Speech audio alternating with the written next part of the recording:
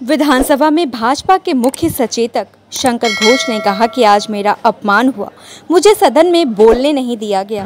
देखुन, आज के नेताजी स्पोर्ट्स यूनिवर्सिटीर उपरे जे बिल पेश करा হয়েছিল সেই বিলের আমি প্রথম বক্তা ছিলাম।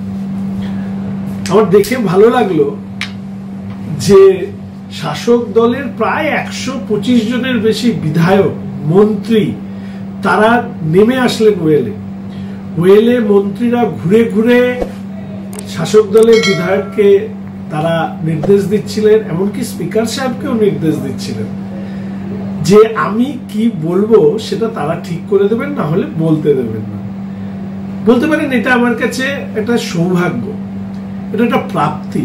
প্রথমবারের একজন বিধায়ককে বলা বন্ধ করবার জন্য পুরো শাসক দল তার মন্ত্রী বিধায়ক সহ এমনকি স্পিকারকে নির্দেশ দিতে হচ্ছে যে তারা যেটা বলে দেবে সেইটা বলে আমাকে বক্তব্য রাখতে হবে। আমি জানি না রুল বুকে কোথায় আছে। ফলে স্বাভাবিকভাবেই আবার সেই নীরেন্দ্রনাথ চক্রবর্তীর কবিতার লাইনটা মনে করিয়ে দিই, রাজা তোর কাপড় কোথায়।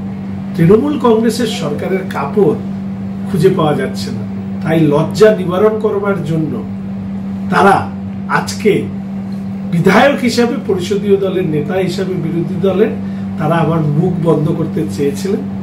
ওনারা এটা হয়তো জানেন না যে সবাই কালীঘাট বা कैमाक स्ट्रीटे मेरुदंड।